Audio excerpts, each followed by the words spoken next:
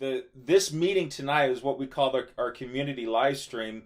The whole point of this is to bring normal people together and have a conversation. And the power of this platform is that, Chantel, you have very specific experience, your experience, right?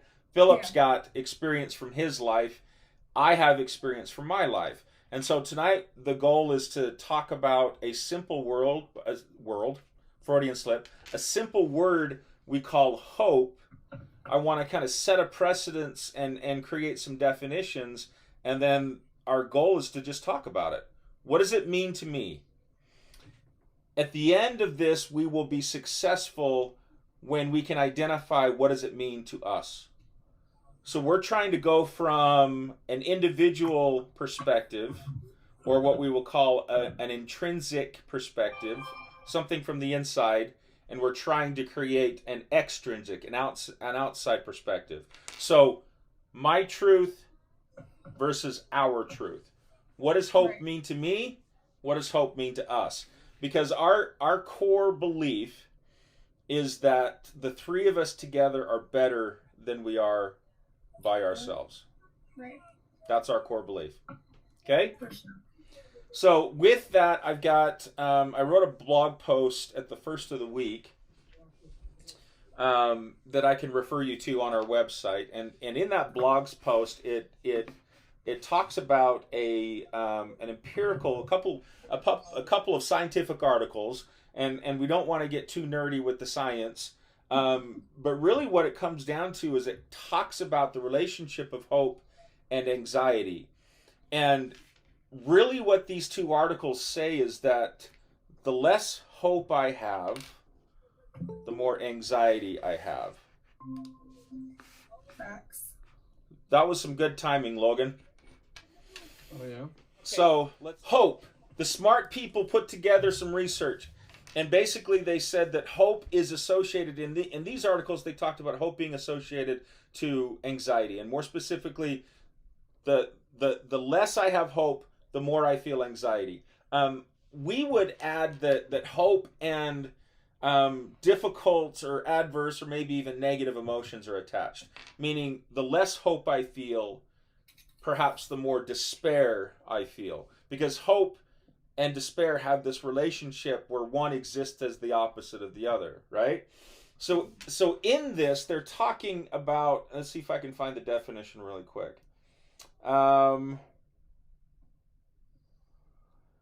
They say hope becomes dependent upon my ability to find a way to get what I want. Um, and then it says that anxiety is a state of helplessness because of a perceived inability to predict, control, or obtain a desired result. So they're talking about task completion, they're talking about goals, they're talking about, for instance, in your circumstance, Chantel, you've been working hard over the last several months to create this business from the ground up, right? How difficult has that been? It has been a challenge for sure. It's been a challenge, very a very big challenge. So, if you don't mind, want to try describing some of those challenges. So it has been, of course, I have a criminal background, so there are barriers there, regardless of how well you're doing or what changes you've made. There is little hope invested in you when it comes to outside entities. So getting past that has been very difficult, but having to abdicate for myself at the same time I'm trying to advocate for other people to be successful. You would really think that people don't want us to be successful as a group. So it's just barrier after barrier, and having to be resilient enough to stand up and fight, continue to fight. I'm not normally a like I'm kind of passive, so I'd really kind of just let things go once somebody said no. And I've had to change that way of thinking and stand up for myself as well as others through those experiences. So you mentioned your criminal justice background, your criminal history, right? And you mentioned that as a barrier, and you meet people that don't have much hope that you can be anything than what you were. Right. Um, what is it? What does that do? I mean, when you're pushing forward to try to do something different, what does that do to your willingness, ability, or your belief that you can do something different? It creates, for me, hope is literally the lack, it is the presence of, or the lack of presence of reservation. So like when you get knocked down, like in scenarios where I'm trying to help people and I'm getting knocked down, it's basically, it's demeaning, I guess is the word. You you start to lose any faith in anything positive. I know right now for me, the biggest barrier that I've seen with the people I'm working with right now is that they don't see a future. Like most of the people I have talked to have talked about they've seen themselves die, but they've never seen themselves live past where they are. So they absolutely have no hope, no desire, no motivation, nothing to grow. They don't have anything. There's nothing there for them. They feel like that they are exactly where they need to be and that that's all they'll ever be because they don't know anything different. And it's very hard when you try to show them something different and you're also being knocked down because of your background or because people are afraid of that population. Sure. Really, it all centers around fear. I think we have a fear, 100%. And there's a lot of times when we talk, there are things that are standard across what I call the human species, which Mm-hmm. is all humans, right? We have a tendency to judge what we're doing right now based on what we've experienced in the past. For instance, the past is the best predictor of the future, is what I've heard before. Um, Perhaps there's some truth in that, but also perhaps there's some difficulty in that as well. So, for instance, I go think ahead. that there is truth to that to an extent that it is the past is a good way to predict what could happen in the future, but it also is a good way to predict how to make it better. I personally don't think that my past has any reflection on my future. Why? My past, to put it, not even to put it lightly, I was absolutely the worst of the worst. I grew up with my biological father is the gang leader of the Ogden Threska gang in Ogden, Utah. I was raised and groomed to go to prison. It was like graduating college when I got to the federal prison. I mean, I was showered with gifts for that. And so growing up that way with that mentality that that's where I belong and that's who I'm supposed to be is a challenge, but it's even more challenging to get yourself out of that and to live a different way. I didn't think that there was anything wrong with it until my 16-year-old daughter told me that next time I go to prison, just to wait for her there because she was almost 18. And I lost hope, absolutely lost hope in every single thing that I ever believed in. I felt like I was cheated and lied to, not just by my family, but also by people around me. Nobody ever told me the way I was living was wrong. Not one person. I've reflected on that many times. Not one government agency, not one therapist, not one counselor. Nobody ever just flat out said, you are living wrong, or because it is wrong. And so I think that the past for me now has no reflection on my future, absolutely none. I can't see similarities. It has helped me and I don't regret any of it. I've built and grown from it. And I've used those experiences for something positive, but absolutely will my future be absolutely completely opposite of my past. So, what changed then? Is a mindset, I think, for me. I had motivation. I had something to be hopeful for. I went to school, really is I actually went to school to get out of treatment.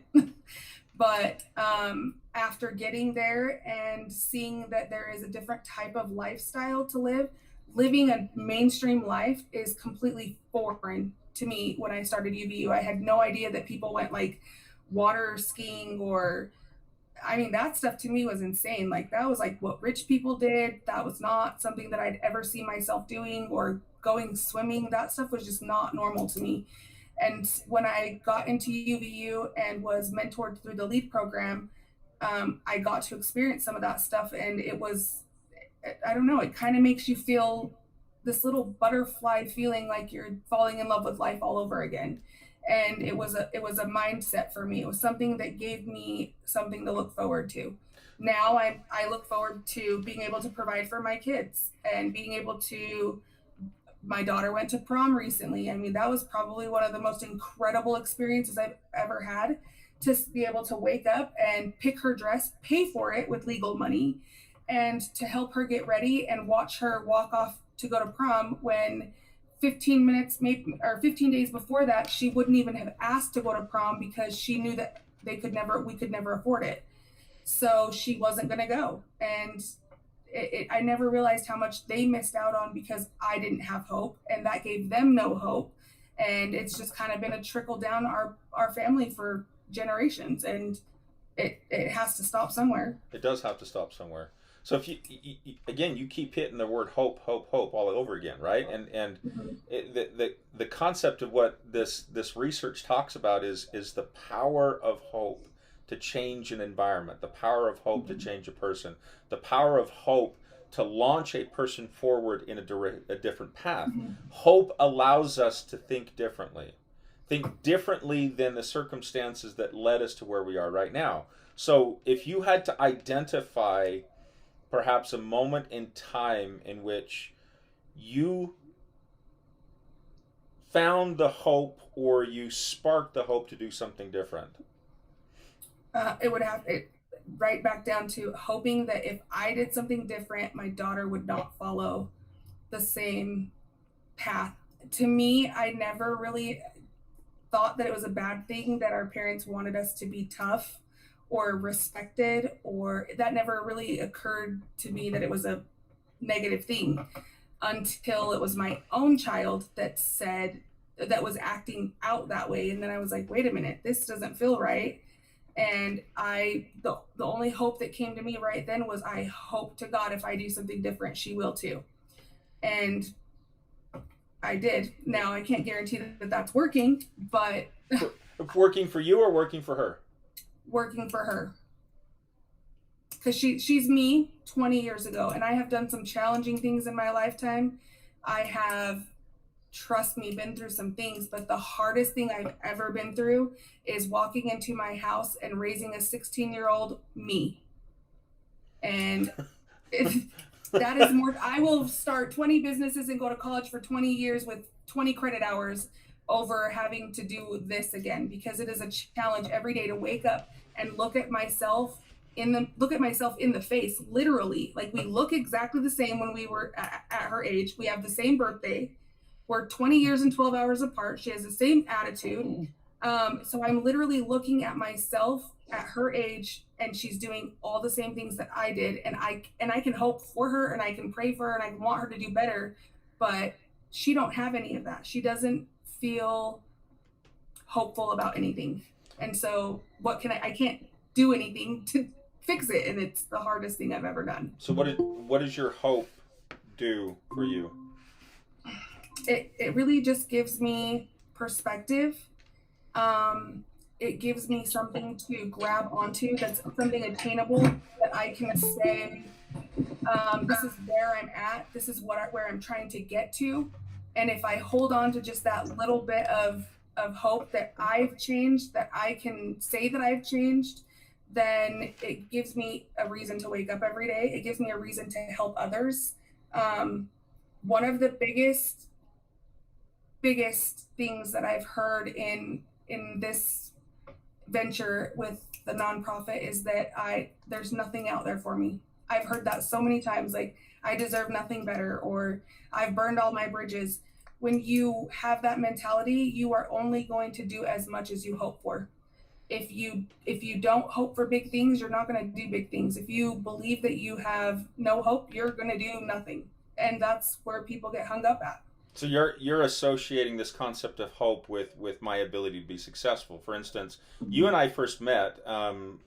I was recruiting for the previous employment that I had, trying to get some people to come work for us, and Chantel reached out, and she and I met, and she gave me an idea of where she came from, and I'm kind of a straight shooting guy, and we pretty much had a conversation. I said, you're down to two things. You either got to get your criminal history expunged, or you've got to go into business for yourself. And in order to get your criminal history expunged, we've got to change the law. Because right now, your criminal history does not meet the qualifications of basically getting your criminal history expunged. Ever. And so really what the concept was is of course, and in my past experience, I've changed law. I've done a lot of different things, and the good Lord blessed me with the tenacity of pushing forward and not necessarily caring whether or not I know how to do something. If it needs to be done, I'm going to push forward and get it done, right? So basically my promise to Chantel was if you want to change the law, then I'll be here to help you. If you want to create a business, I'll be here to help you. And the reason why I did that is I've been involved in criminal justice populations for 20 years. And Chantel, in my eyes, you are exactly what we, as the normal mainstream society, right? You are who we want you to be. That's the reason why we send people to prison, right? That's the reason why there's laws. That's the reason why there's cops. That's the reason why there's all of these things. We're trying to invoke change within people who are struggling for whatever reason. And you're telling me that what sparked that change was a hope that you could be better, because if you're better, maybe your daughter would be better. Yeah. So I think I don't know, I'm a natural born leader, or maybe I'm a developed leader. I don't know. My dad was pretty tough on us, but I have 4 brothers. So I'm the middle of 5, and you would think that I was the older brother because everybody kind of followed everything I did. I had more heart, is what they said. So it has benefited me, maybe not so much with my kid, but with my brothers have gotten all their lives mostly together. And I think that for them, it was seeing someone that they looked up to do it too. And so I felt like if that could happen in my family, then that could happen in other people's families. There's other people that are leaders, and mainstream society is never going to accept us, ever. And I say us because we are separate entities. We will never be wholly accepted, and we will never be looked at as if we were wiped clean with no record, ever. Even if I get my record expunged, I'm still going to be associated with who I was. There's no way around that. So when I came to realize that, actually was when you left me, we'll say, and I seen myself like losing hope. I really didn't know what to do after that. Like, I had a whole board, but I didn't know what to do. And so what really stopped me was my daughter said, "Mom, you put so much effort into being a badass or a druggie or a drug dealer. You have to put that much effort into doing what you're doing. And right now you're being a crybaby and a weenie, and it's pathetic." And it was kind of harsh, but it worked, and it kind of pushed me back up to that point where, like, okay, she's right. Like, I did make that effort to do all that stuff. I have to put that same effort into what I'm doing now. I think that hope will reflect, it's a direct reflection of how successful you will be in your life, your relationships, your purpose, everything. If you don't have hope, you're burnt. You're just going to do nothing at all. Because the opposite of hope is despair. And again, what we're talking about is the concept of trying to do something different or engaging in a different path. And really, when we're talking about the type of success that not only you deserve, but we all deserve, right? When we're talking about the type of success that leads to those type of feelings that you were talking about, the concept of hope becomes vital, because without hope, I have zero belief that I can do anything or become anyone different than what I've been or who I was. well, you can't believe in anything if you don't have hope. It's almost, they coexist. If you can, there's no possible, I don't believe there's any possible logical, scientific, or mathematical way that you could believe in something and not have hope. It just doesn't work. So hope and despair can't exist at the same time. Right. Either you have hope or either you don't, right? Either you have a belief in your future or you don't. So again, going back to perhaps the smart people, when they say that anxiety is a state of helplessness because of a perceived inability to predict, control, or obtain a desired result. So when I feel like I don't have control, when I feel like I can't predict my environment, when I feel like all of my efforts just end in failure, the end result is hope, or is despair, is the exact opposite of hope. So maybe the question is and the question, or maybe even the stupid question is, how do we spark hope? How do we increase hope? If we can accept that if I have hope, that will give me the drive I need to move forward, how do we spark that hope? How was it sparked for you? Motivation. One word. Simple, easy. Okay. When you have something to look forward to, or something that you want, I guess, and I say want, not need, you'll work for it. Same in addiction. If you want to get high, you're going to get high. If you want to buy a boat, you're going to get a job. If you, it's the one thing that people lack that are, I want to say anxiety really is the core of 90% of the world's problems, because it falls into the category of lack of knowledge or fear of the unknown. All of those things really are the core, are part of the whole anxiety as a core. And I think that when you have something that's attainable and realistic and you want that, and you're going to get it. You're going to work towards that. You're going to try. You're going to put the effort in. I want to be successful, so I'm going to work towards that. Okay, so did somebody give you your hope, or did you give you your hope? No, somebody gave that to me. How? And honestly, it was the lead program. It was Natalie.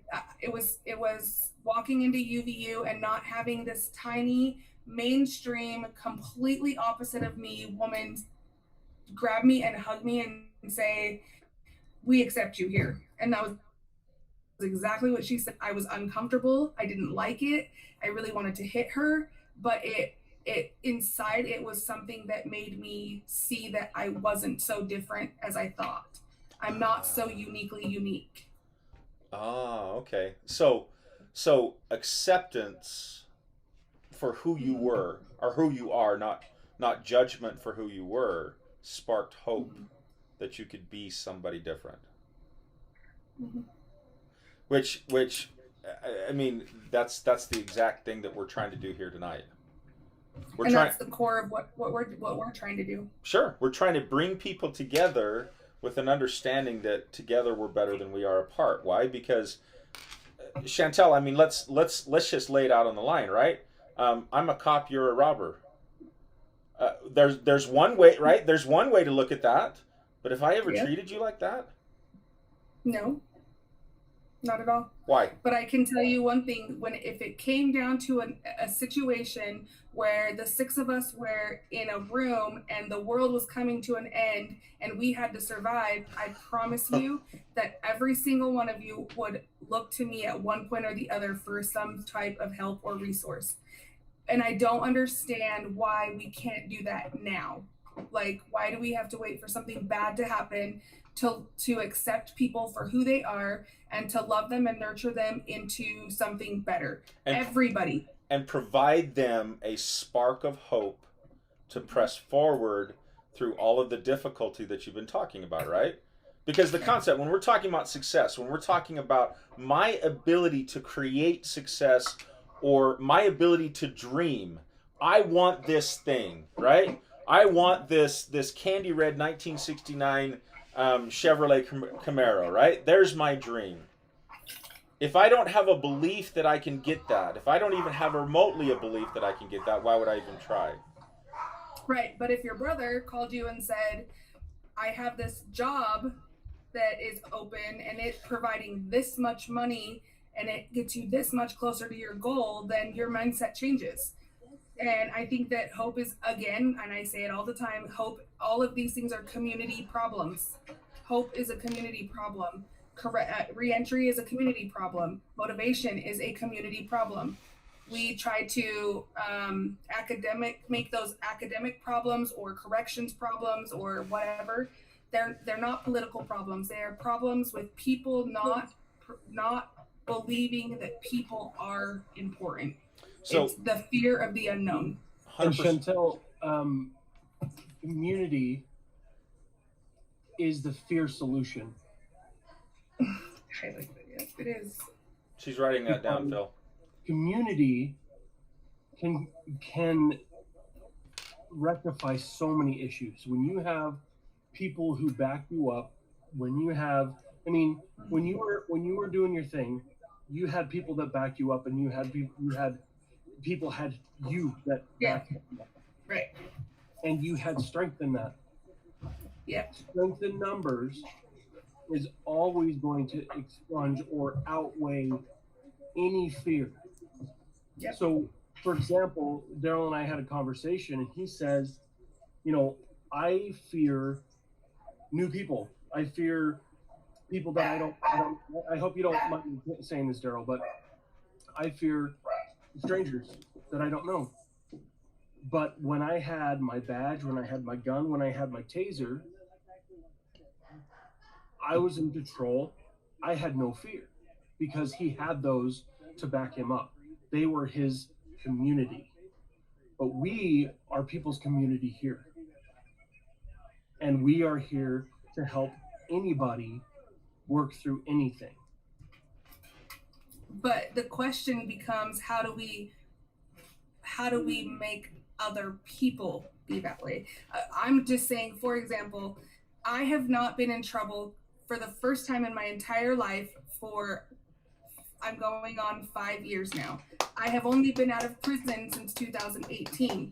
So in my 36 years, I've spent 17 years in prison or jail, and I have spent the rest of that on probation or parole. I, for the first time, have terminated probation or parole, and I have been successful. Okay, significant patterns have changed, but I still get treated as if I'm going to be the person that takes your purse, your wallet, and it's just really hard to get people to adopt that mindset. It is one of the hardest things, and words, actions are just as powerful of a weapon as a gun, knife, or sword. It can really break the ice, calm the storm. It can do all kinds of things, and I think that people do not realize that they take hope from others in just one simple eye roll or shrug of their shoulders. Those things are powerful. And right now, it's one of the biggest things that's going on with our population of people when they apply for jobs or housing or whatever, and people just go, and that's it for them. They lost hope, and now guess what? We got a whole bunch of people back out on drugs, committing crimes, and then we got the politicians on TV talking about how we're not doing anything or we're not doing enough to help with recidivism or whatever. It's just hard to make people see that. Okay, there are going to be some people that watch this that might translate what you just said, that oh great, now it's my fault that you're going back to prison. And let's just be real here. When we're talking about hope being a community concept, or if we're talking about the concept of prison recidivism, right, being a community concept, it's 100% correct. I've spent the last 20 years working with high-risk populations. And what I have found time and time again is that there are people who are ready to do something different, but their environment does not allow it.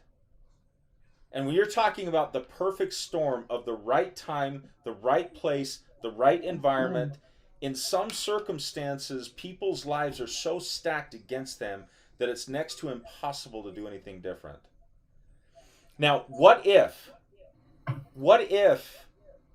there were more people who understood my role in Logan's hope and my role in Philip's hope and my role in Chantel's hope, right? So when you and I first met, Chantel, did I treat you like a criminal at all? No, but I was scared shitless. I will be honest. They said you were a cop, and I was like, even though I knew I was not doing anything wrong, I was afraid, but I know that I would have never, I developed courage through the hope that I didn't have the hope. You kind of like exhumed your hope and it gave me strength and courage to even, I would have never ever ventured out and started a business I would have talked about it for a long time, but I never would have done it. But I didn't have hope. I was kind of defeated at that point, but your hope radiated for me, and then I was able to adopt that mindset later. All I did was judge you for what you're doing and not what you did. Yeah. That's it. That's it. So, Chantel, as a group and as a community, how can we show you, or how can we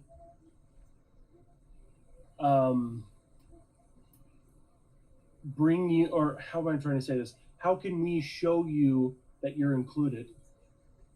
How can we show you that you're not the person that other people think you are here?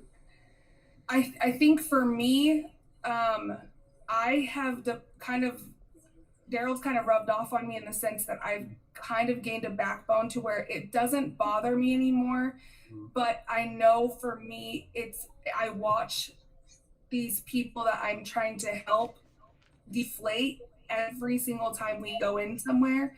And I've just kept saying we have to be out in the community, and that's part of my initiative is we will be in the community taking the trash out for the neighbor that is 60 years old, because until we can change the public perception of who we are, we're always just going to be who we are. And I think all of that just starts with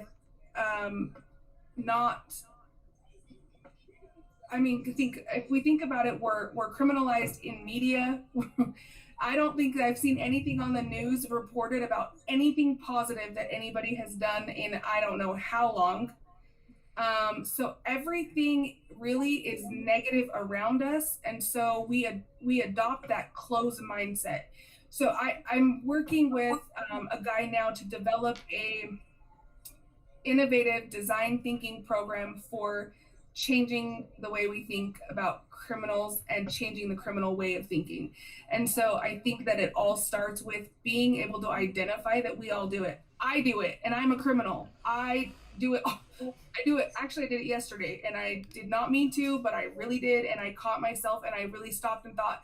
I just rolled my eyes and made a slick comment to someone in front of me, and I made sure they heard me, and that's exactly what I'm fighting against. And so I had to, of course, run up to that person and apologize, and they really didn't even hear me, but I had to hold myself accountable. And I think that's where we have to start, in holding ourselves accountable for what we do. And that means accountable all the way down to, did you not give this person a job because of their record? I think that question is important for some things, but I don't think it's important for whether I want to provide for my family. I don't think that it's important. I think it's important when you go to school that people know that you have a record, because you have different needs. But when you're trying to make a living or rent a home, that's not important. Who cares?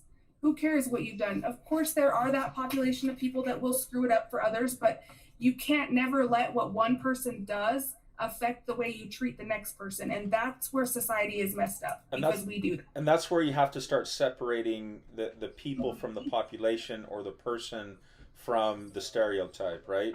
And Yep. And when it comes down to it, we stereotype everything. We judge everything.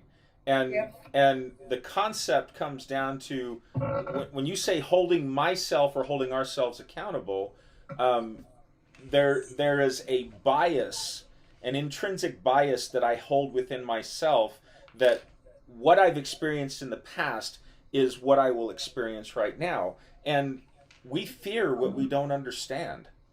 100% of the time, we fear what we don't understand.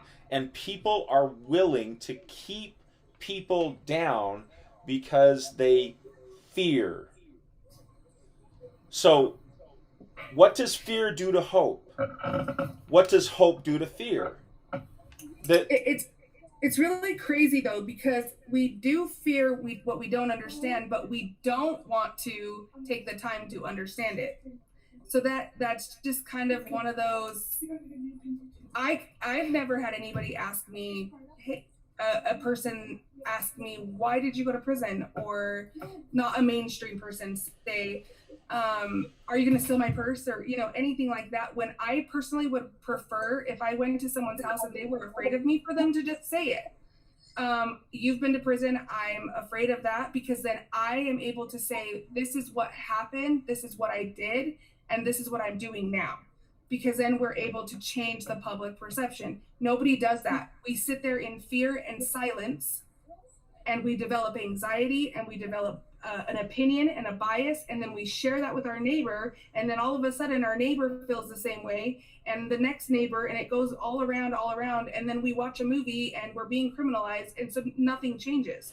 And it's going to all boil down to rallying the troops. It's going to be holding yourself accountable, making yourself see that you are that you are, you're not, none of you guys are different than me. I'm none of you. No. You may not have gotten caught. You may not have been to prison, but we're all the same. And we've all done dumb stuff. We've all made mistakes, but we dealt with them differently. Is really all how it boils down to. The only thing different about you and me is how I reacted to the action. Sure. And in your circumstances, I mean, you were groomed to be a leader in a gang. You were groomed. I was just following what I was taught. I was following I was doing what, no offense to anybody, but I was doing what the Bible said. I was honoring what my mother and father wanted. I was following an order. I did what I did, and I did everything that I did to the best of my ability, and my best was the worst in some people's eyes. And so how do you fix that? How do you take that? I know a lot of people who are in that situation. So how do you fix that? I think what's interesting, and this is the power of this group, and the reason why we're holding these meetings is because 6 different people have 6 different stories, but there's tremendous similarities in all of our stories. Like, for instance, I've never been to prison. I was on the other side of things. I carried the gun, I carried the badge. I was the one who sent people to prison. But my story started with post-traumatic stress disorder, which ended my law enforcement career. When you're talking about hope, when you're talking about seeing that your daughter is going down the same path, and that's sparking a desire to do something different, and that hope that you can do something different, I went down the exact same path. I suffered from despair. I suffered from anxiety. I suffered from all of these things, building one thing, building on top of another, building on top of another. So if we remove the criminal aspect, if we remove the post-traumatic stress disorder aspect, right, if we wipe the slate clean, and let's all just be human for a moment, right? This concept of hope is talking about a feeling like I can predict my future. This concept of hope is a feeling that I have control. And a feeling like I can accomplish an object of my design or something that I desire. And what we're talking about is when people fail, they fail because of fear. They fail because they don't have hope that they can accomplish a hard thing. It is easier to do something hard when we have other people. When I have somebody in my corner who simply reminds me that I'm doing a good job, that sparks hope for me to push forward. And it doesn't matter what my background is. It doesn't matter what my gender is. It doesn't matter what my culture is. And we don't look past these things because these things are all important. It makes up who we are. But we are humans. And the one thing that we all have in common is we all have the same emotional needs. Different circumstances, different strokes for different folks, right? But different circumstances. I've just been thinking about hope, just by itself, and really just how infectious hope can be. Um, if you have hope, then it just infects other people, the people around you.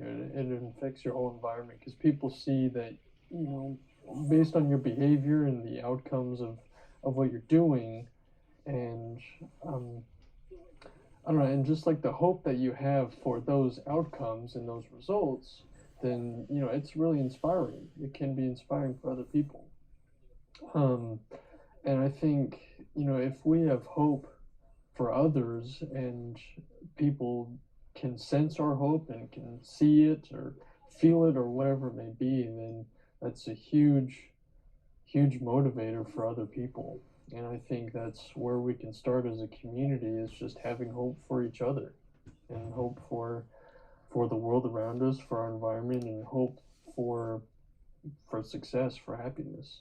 How about hope that when Chantel talks about being part of a population that will never be accepted into mainstream, what about the six of us having hope that that will change?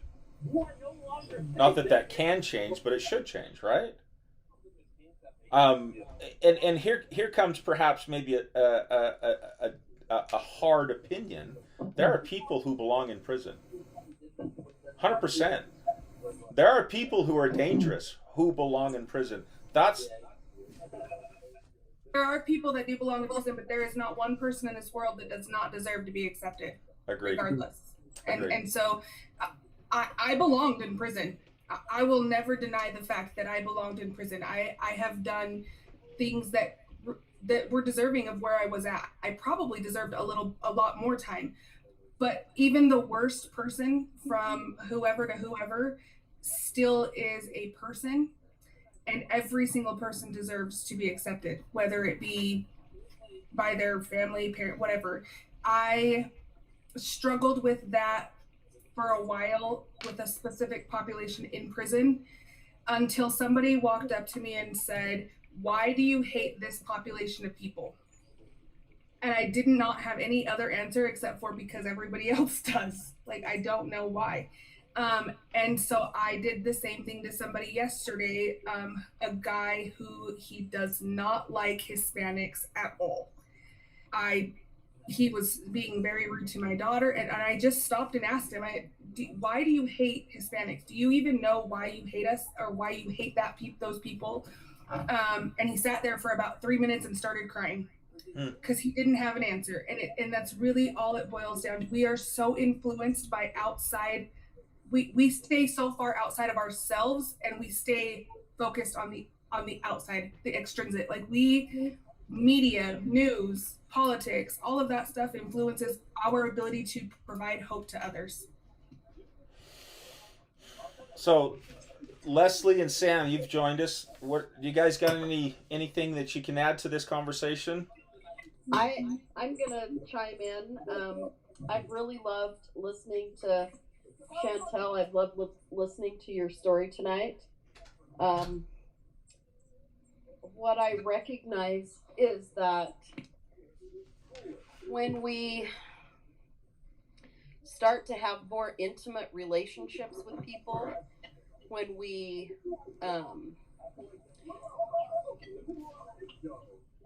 really, when we live intentionally to see people who they are and where they're at,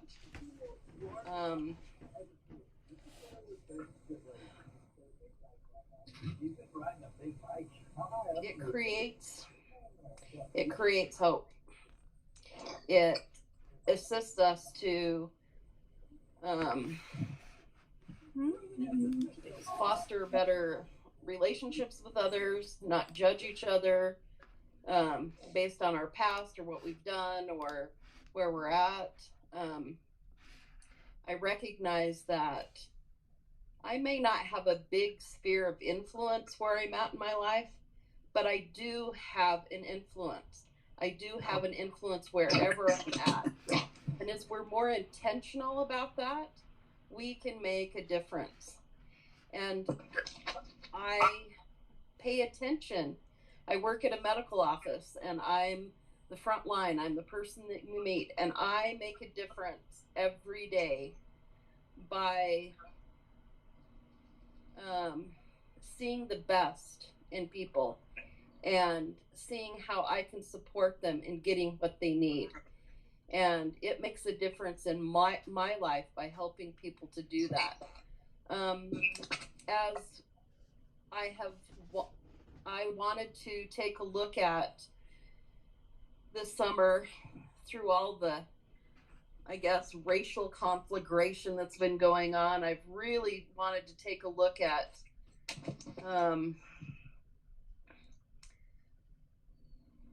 how do I see people and take care of people where they're at? How do I see people and honor people for the creation that they've been made as in our Heavenly Father's in in His image, and all of us were made in God's image, He and She. I work every day to see people where they're at and meet them where they're at, and see if I can lift them. And it is changing me as a human being. It's changing me, and it's opening opportunities for me. And I love, Chantel, your ability to ask somebody what their problem. That's amazing. And when we start getting honest with people, when we start being intimate with people, and being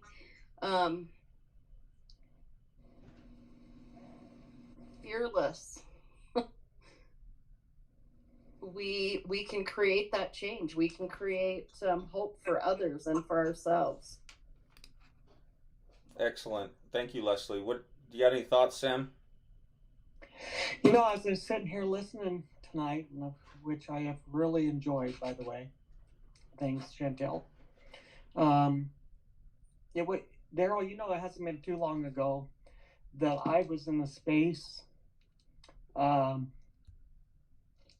where, through one of my experiences, where I literally didn't know where I was. All I knew is that I was alive, or that I was experiencing life in a different way.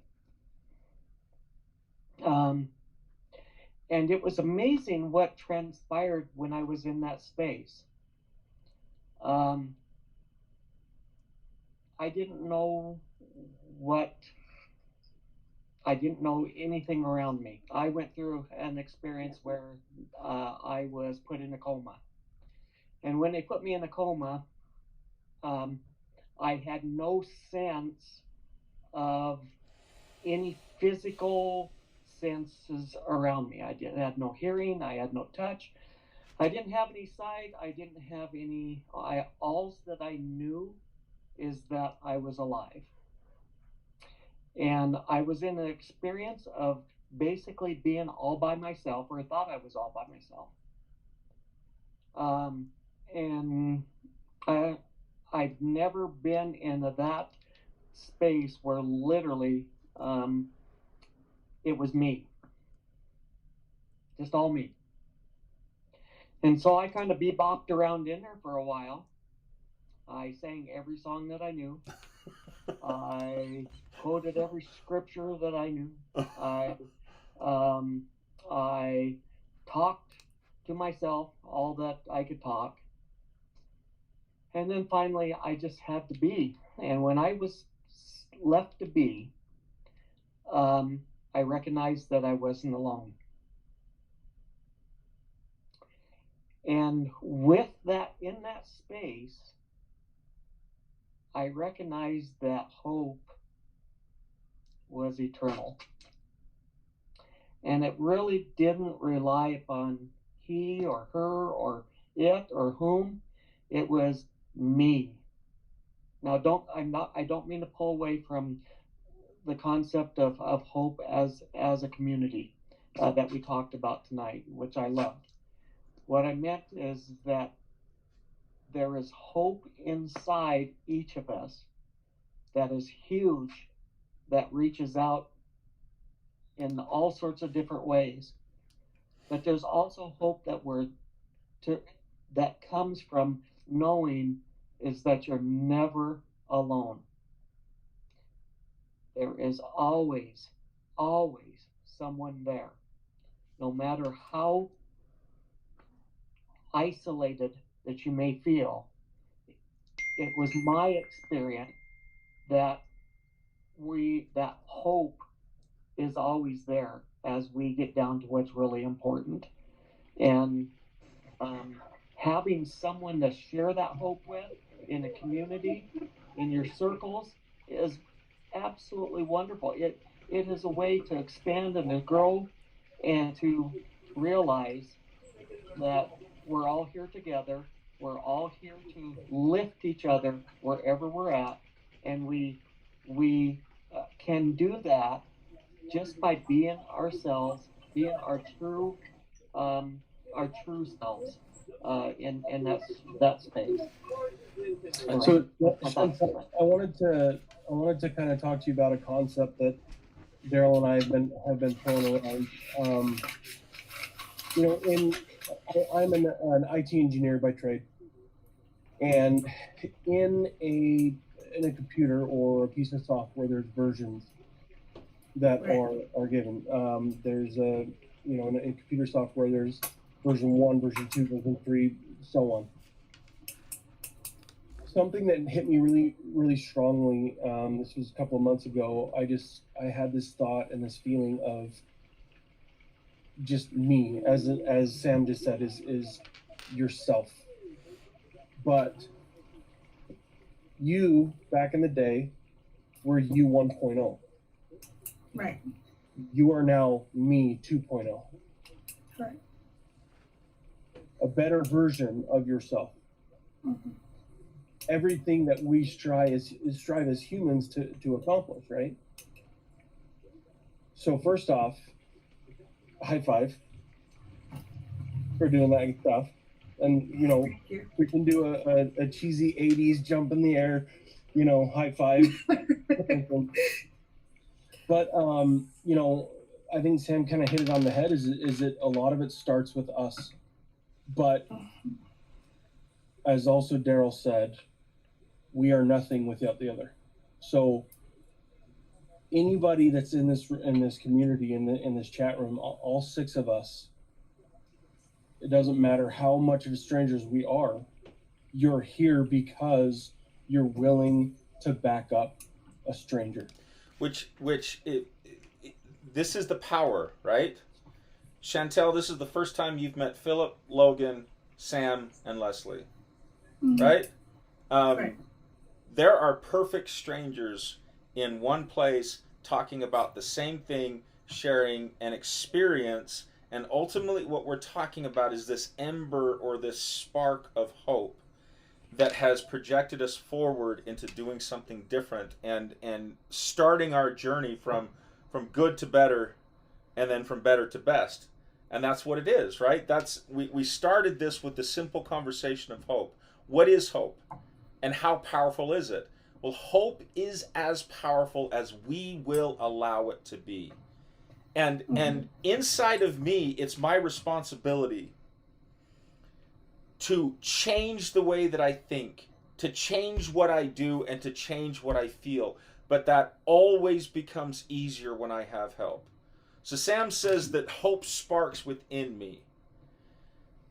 But what he also said was that hope sparked when he recognized it wasn't just him.